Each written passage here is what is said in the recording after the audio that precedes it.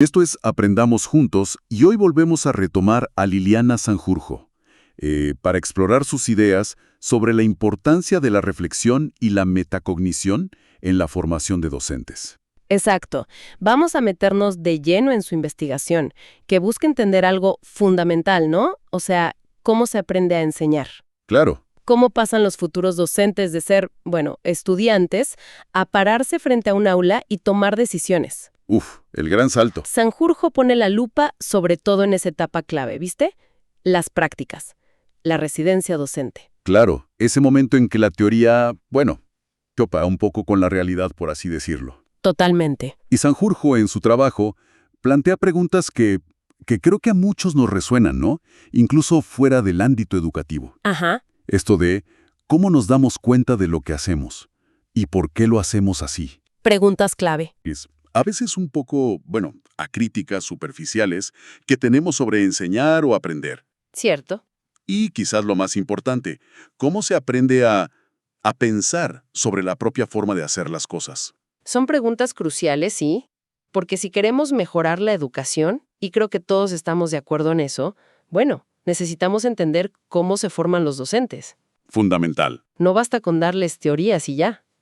Hay que entender cómo piensan, cómo resuelven problemas en el momento y sobre todo cómo aprenden de su propia experiencia. Ahí está la clave. Y ahí es donde Sanjurjo nos da pistas valiosas, creo.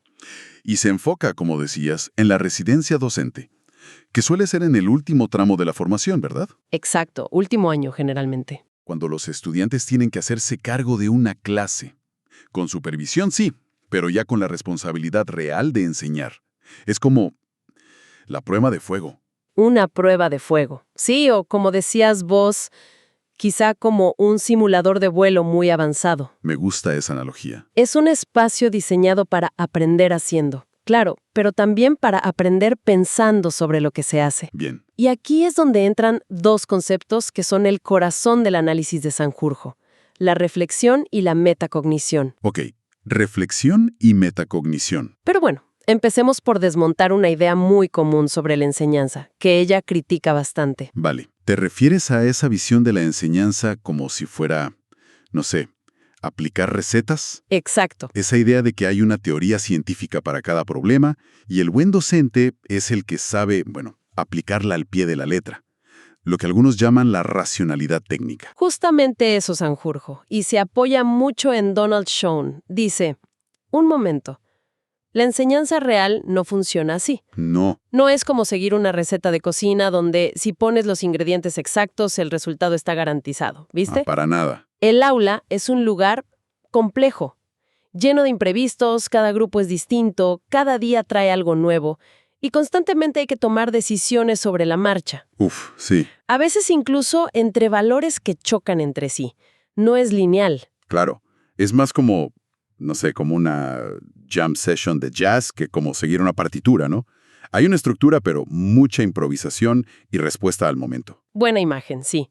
Entonces, si no es aplicar recetas, ¿qué es? Esa es la pregunta. Es una práctica profesional que exige juicio, flexibilidad y sobre todo la capacidad de pensar mientras se actúa y sobre lo que se ha hecho. Ajá. Aquí es donde Schoen nos da herramientas clave que Sanjurjo retoma. Primero, habla del conocimiento en la acción. Conocimiento en la acción. Eso suena saber hacer las cosas sin necesariamente poder explicar cómo. Exacto. Como cuando manejamos un auto, ¿no? Hacemos 1000 ajustes sin pensar conscientemente en cada movimiento. Tal cual. Es ese saber práctico, esa inteligencia que demostramos al actuar. Es tácito, ¿viste?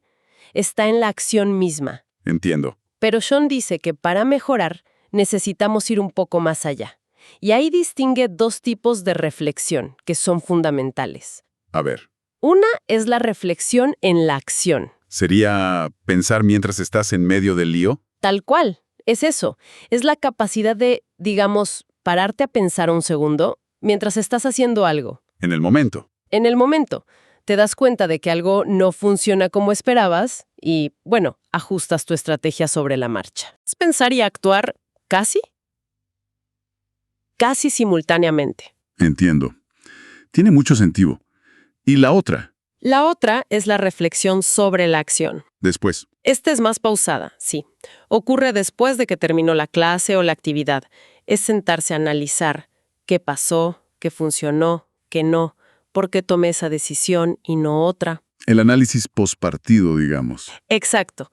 Es como ver la grabación del partido para analizar las jugadas. ¿Qué aprendí de esto para la próxima vez? Vale. Entonces, tenemos reflexionar mientras actúo para ajustar en el momento. En la acción. Y reflexionar después para aprender a largo plazo. Sobre la acción. Exacto. Y Sanjurjo dice que esto es vital para los docentes. Fundamental, porque les permite construir respuestas adecuadas a situaciones que son siempre únicas, ¿viste? En lugar de solo aplicar rutinas o recetas. Claro, para no repetir patrones sin pensar. Les permite aprender de su experiencia, no solo pasar por ella. Es lo que diferencia, creo yo, a un técnico que aplica procedimientos de un profesional que construye conocimiento en su práctica. Bien dicho. Pero Sanjurjo nos anima a dar un paso más allá todavía, más allá de la reflexión. ¿A dónde nos lleva? Nos lleva al terreno de la metacognición. Metacognición. Ok, suena importante. Si la reflexión es pensar sobre lo que hacemos, ¿qué añade la metacognición? La metacognición es como subir un nivel más, ¿viste? Es pensar sobre nuestro propio pensamiento. Mira. Cómo conocemos, cómo aprendemos, cómo resolvemos problemas. No es solo pensar sobre la acción en sí, sino sobre los procesos mentales que usamos. Bueno, durante esa acción y también durante la reflexión. A ver si entiendo. La reflexión sería qué hice y cómo funcionó. Ajá. Y la metacognición sería algo como ¿por qué pensé que esa era la mejor manera de hacerlo? ¿Qué supuestos tenía yo ahí? ¿Mi forma habitual de encarar este tipo de problemas es la más efectiva en este caso? Algo así. Excelente manera de plantearlo. Es exactamente eso. Es como tener un supervisor interno, digamos, Me gusta. que no solo mira la tarea, sino cómo la estamos abordando mentalmente. Un autor clave que cita Sanjurjo es Flavel. Sí. Él distingue dos aspectos clave de la metacognición. Por un lado, está el conocimiento metacognitivo. ¿Qué sería eso? El conocimiento sobre es lo que sabemos sobre nosotros mismos como aprendices. Por ejemplo, sé que me distraigo fácil si hay ruido o aprendo mejor haciendo esquemas. Autoconocimiento del aprendiz. Exacto. También sobre las tareas, tipo, este problema matemático requiere más atención al detalle o leer a este autor es denso, necesito más tiempo. Conocer la demanda de la tarea. Y sobre las estrategias que existen y cuándo usarlas. Por ejemplo, para memorizar esto, puedo usar una regla mnemotécnica. O, si no entiendo un texto, puedo releerlo, buscar palabras claves o preguntar. O sea, es como tener un inventario de nuestras herramientas mentales y saber cuándo usar cada una. Tal cual. Es eso. Entendido. Es como el autoconocimiento aplicado al aprendizaje y al pensamiento. Muy útil.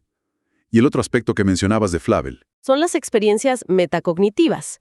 Estas son más como sensaciones, ¿viste? O sentimientos que tenemos mientras pensamos o aprendemos. Ok. ¿Cómo qué, por ejemplo? La sensación de que esto lo estoy entendiendo bien. O al revés, la incomodidad de sentir estoy perdido, no sé por dónde empezar. Claro. O esa frustración de tener algo en la punta de la lengua.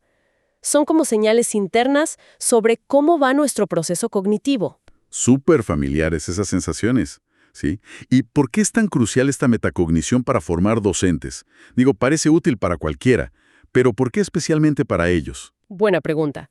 Porque un docente no solo tiene que manejar su propio pensamiento, no, sino que tiene que intentar entender el pensamiento de sus alumnos. Claro, el otro lado. La metacognición le permite al futuro docente ser consciente de sus propias teorías implícitas sobre la enseñanza. Esas que traemos todos de haber sido alumnos. Exacto, esas ideas que todos traemos de nuestra biografía escolar. Le permite entender por qué elige una estrategia y no otra, y evaluar si esa estrategia está funcionando, pero para los alumnos. Importante distinción. O sea, no es solo si yo creo que mi clase fue buena, sino poder analizar si los procesos de pensamiento que intenté promover en los alumnos, si realmente se activaron. Exactamente. Y aquí conecta con algo que menciona Avely, otro autor que ella cita. La capacidad de ponerse en el lugar cognitivo del alumno. Lugar cognitivo. no solo emocional. No solo empatizar con sus emociones, que también es importante, sino tratar de entender cómo está pensando ese alumno, dónde puede estar trabado, qué estrategias está usando o no usando. Entiendo. Un docente con buena metacognición puede diagnosticar mejor las dificultades de aprendizaje y, bueno, ajustar su enseñanza de forma más precisa, más individualizada quizá. Y lo bueno es que, según entiendo, por lo que dice Sanjurjo, esto no es algo con lo que se nace o no se nace, se puede aprender, se puede desarrollar. Definitivamente. Se desarrolla. Practicando. No hay otra. ¿Cómo? ¿Qué tipo de prácticas? Bueno, actividades como tener que explicar por qué se planificó una clase de cierta manera, ¿viste?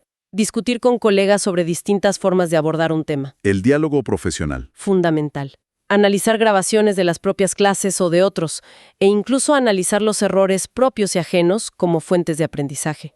Todo eso ayuda a desarrollar la metacognición. Es como ejercitar un músculo. Queda claro. La metacognición entonces es como la reflexión con esteroides, por decirlo de alguna manera. Una conciencia más profunda de los propios mecanismos mentales. Y es esencial para quien quiere ser un profesional que aprende y mejora continuamente. Muy bien resumido. Y esto nos devuelve a la residencia docente. Dijimos que era como un simulador de vuelo. ¿Cómo funciona ese simulador específicamente para entrenar la reflexión y la metacognición? Bueno, Sanjurjo la ve como el escenario ideal por varias razones. Primero, porque es una situación novedosa y compleja. Sí, eso lo mencionamos. El residente se enfrenta por primera vez a la responsabilidad total de un grupo. Tiene que manejar múltiples variables a la vez. El contenido, el tiempo, la disciplina, preguntas inesperadas. Un montón de cosas. Esta novedad y complejidad, bueno, obligan a pensar. No se puede ir en piloto automático. Tiene sentido. Lo nuevo te saca de la rutina y te obliga a prestar más atención, ¿no? Tal cual. Segundo, es una práctica supervisada. Hay un tutor de la escuela, un profesor de la institución formadora. Hay ojos mirando. Hay gente observando, preguntando, pidiendo explicaciones. Y esta mirada externa ayuda mucho al residente a tomar distancia de su propia acción, a ponerle palabras a lo que hizo y por qué. Es como un espejo que ayuda a reflexionar. Un espejo necesario a veces. Y tercero, mencionabas antes que a menudo se pide registrar y justificar. Exacto. Los residentes suelen tener que llevar diarios de clase, escribir planificaciones detalladas y luego, en reuniones o informes, tienen que justificar sus decisiones pedagógicas. Ponerlo en palabras. Y reflexionar sobre los insultados. El simple hecho de tener que explicarlo a otros te obliga a organizar el pensamiento, a buscar fundamentos, a evaluar críticamente tu propia práctica. Te fuerza a ordenar las ideas. Todo esto empuja hacia la reflexión y eventualmente hacia la metacognición. Para entender un poco más qué pasa en la cabeza del residente durante este proceso tan intenso, Sanjurjo usa las ideas de Philip Jackson sobre las fases de la enseñanza. ¿Cómo es eso? Sí, Jackson diferencia 3 momentos clave. Está la fase preactiva. Antes. Sí, todo lo que pasa antes de entrar al aula. Es el momento de planificar la clase, preparar los materiales, pensar en posibles dificultades, anticipar preguntas. La planificación. Exacto. Aquí el pensamiento puede ser más tranquilo, más deliberado, más racional, si querés. La calma antes de la tormenta, digamos. Algo así. Luego viene la fase interactiva, La tormenta misma. que es la clase, el cara a cara con los alumnos. Jackson la describe como un torbellino. Viste, las cosas pasan rápido, hay que tomar decisiones al instante, surgen imprevistos. Sí, se siente así a veces. La interacción es constante y a menudo impredecible. Aquí, dice Jackson, no hay mucho tiempo para la reflexión pausada esa de la que hablábamos. Operamos más con nuestro conocimiento tácito. El saber hacer incorporado. Con rutinas, con intuiciones. Es donde el docente a menudo toca de oído. Ahí es donde entra en juego la reflexión en la acción, supongo. El ajuste sobre la marcha. Precisamente. Ahí es clave. Y luego está la fase postactiva. El después. El momento después de la clase, cuando baja la adrenalina y se puede pensar con más calma. El momento de la verdad. Es el momento ideal para la reflexión sobre la acción. Revisar lo que pasó, analizar por qué, evaluar los resultados, pensar en qué cambiar para la próxima. Y para la metacognición también, imagino. También es un momento clave para la metacognición, sí, para preguntarse, ¿qué pensé en ese momento de tensión? ¿Por qué reaccioné así? ¿Mi forma de planificar me sirvió o me jugó en contra? Esas preguntas más profundas. Entendido. Planificación, pre, acción intensa, inter y análisis posterior, post. Un ciclo. Y en todo ese ciclo, el residente va construyendo su saber profesional. Sanjurjo dice que no es algo simple, que se mezclan muchas cosas ahí. ¿Verdad? Es una mezcla compleja, sí, muy compleja. No es solo aplicar la teoría que aprendió en los libros, el conocimiento científico, digamos. Ojalá fuera tan fácil. Claro, influye mucho lo que ella llama las teorías vulgares o implícitas. ¿Qué son esas? Esas ideas y creencias sobre qué es enseñar y aprender que todos traemos por haber sido alumnos tantos años. Nuestra biografía escolar le llama. Ah, el bagaje que uno trae. Exacto. También pesa el conocimiento artesanal. Artesanal. Sí, lo que se aprende viendo a otros docentes, imitando, recibiendo consejos prácticos. El oficio, digamos. El aprendizaje por observación y práctica. Y el desafío para el residente y para la formación en general es integrar todo eso, la teoría, las creencias personales, los modelos prácticos, de una manera reflexiva y fundamentada, para construir un conocimiento profesional propio, que no sea solo la suma de las partes. Es como un proceso de alquimia, ¿no? Donde se combinan distintos ingredientes para crear algo nuevo, algo propio. Y en ese proceso, ¿cómo toman decisiones los residentes? Mencionas que enfrentan distintas situaciones. Sanjurjo identifica algunas que son típicas. Están las situaciones problemáticas, ¿Problemas? momentos nuevos o inesperados que no se pueden resolver con una receta, que exigen pensar, buscar soluciones, reflexionar en serio. Te sacan de la zona de confort, Totalmente. Luego están las rutinas. lo automático. Acciones que se vuelven automáticas con la práctica y que ayudan a manejar la complejidad del aula sin tener que pensar en cada detalle. Son necesarias también. Sí, liberan espacio mental. A veces surgen dilemas, Dilemas como, tener que elegir entre dos opciones que parecen igualmente buenas o malas, donde no hay una respuesta correcta única y hay que tomar una decisión basada en valores o prioridades. Eso es difícil. sí. Decisiones éticas a veces. Exacto. Y también habla de incidentes críticos. ¿Qué son esos? ¿Algo grave? No necesariamente grave, pero sí inesperado. Momentos, a veces una interrupción, un conflicto, una pregunta desconcertante, algo que rompe la rutina de la clase y obliga al docente a intervenir de una manera no planificada. Ah, ok. Como un desvío imprevisto. Eso mismo. Y Sanjurjo dice que estos incidentes son oportunidades de oro para la reflexión, ¿Por qué? porque nos sacan de nuestra zona de confort, como decías, y nos obligan a cuestionar nuestras prácticas habituales y nuestros supuestos. Son como pequeñas crisis que fuerzan el aprendizaje. Interesante. Como si los problemas bien mirados fueran los mejores maestros. Exactamente. Y también se comenta que las preocupaciones de los residentes cambian con el tiempo, ¿no? Hay como una evolución. Sí, es algo bastante estudiado y que ella también observa. Al principio, es normal que la mayor preocupación sea la supervivencia, digamos. Sobreviviré a la clase. Algo así. Podré controlar al grupo, me respetarán, llegaré al final de la hora. Las preocupaciones más básicas de manejo del aula. La gestión. Luego, a medida que ganan confianza en eso, las preocupaciones suelen virar más hacia cuestiones pedagógicas. Están aprendiendo. Claro. ¿Estoy enseñando bien este contenido? ¿Están aprendiendo mis alumnos? ¿Qué estrategias son más efectivas? Es una evolución natural y deseable en realidad. Entiendo.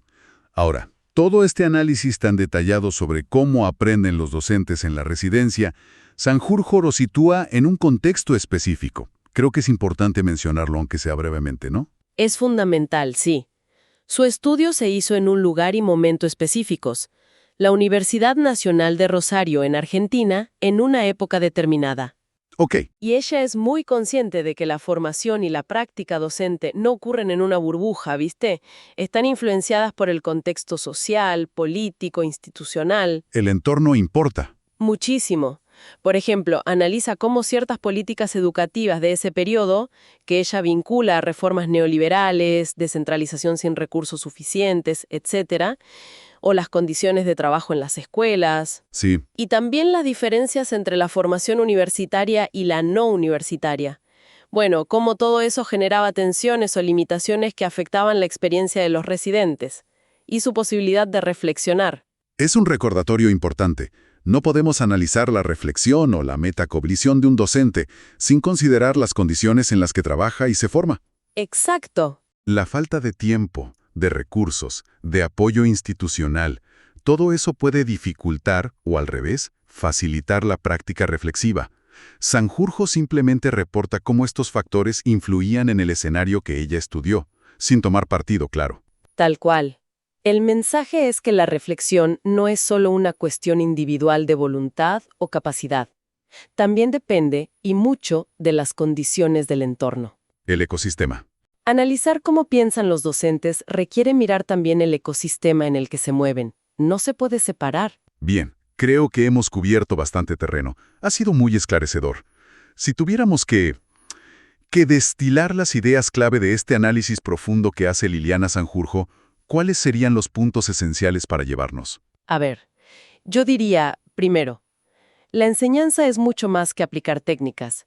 Es una práctica compleja que exige reflexión constante. Constante. Tanto en el fragor del momento, la reflexión en la acción, como después, analizando con calma lo ocurrido, la reflexión sobre la acción.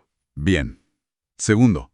Segundo, la importancia de ir un paso más allá, hacia la metacognición, esa capacidad de ser conscientes de cómo pensamos, de por qué tomamos ciertas decisiones y de si nuestras estrategias mentales son las adecuadas. El control de calidad interno. Eso, como tener un control de calidad interno para nuestro pensamiento profesional. Perfecto. Tercero. Tercero, la residencia docente, con todos sus desafíos y complejidades, es un laboratorio increíblemente valioso. El simulador de vuelo. El simulador es valioso para desarrollar precisamente esas capacidades de reflexión y metacognición. Es donde la teoría se pone a prueba, donde se aprende a manejar la incertidumbre y donde la supervisión y la necesidad de justificar las acciones empujan a pensar. Un espacio clave de aprendizaje. Fundamental. Y por último, diría yo, comprender cómo los futuros docentes integran saberes de distintas fuentes. La teoría, su propia experiencia, la observación de otros. Cómo enfrentan problemas y dilemas. Y sobre todo, cómo aprenden a pensar sobre su propia práctica. Bueno, todo eso es clave no solo para que ellos mejoren como docentes, Claro. sino para que puedan guiar mejor el aprendizaje de sus propios alumnos. Hay un impacto directo ahí. Totalmente de acuerdo. En resumen, el trabajo de Sanjurjo nos da un mapa detallado y herramientas conceptuales muy útiles para entender ese viaje fascinante y complejo de aprender a enseñar. Sí. Y nos invita a pensar, creo, en cómo podemos diseñar mejor la formación docente para potenciar justamente esa capacidad reflexiva y metacognitiva. Nos deja pensando sin duda en la profundidad y la responsabilidad que implica formar a quienes forman. Es una tarea enorme. Enorme. Y quizás, como reflexión final para quien nos escucha, si esta capacidad de pensar sobre cómo pensamos y actuamos es tan vital para aprender a enseñar, Ajá. ¿no será igual de importante para aprender y mejorar en cualquier otro ámbito complejo de nuestra vida, sea profesional o personal? Buena pregunta. ¿Cómo podríamos aplicar estas ideas de reflexión y metacognición en nuestros propios desafíos cotidianos? Queda picando, ¿no? Una pregunta excelente para seguir dándole vueltas, sí, señor. Hasta la próxima.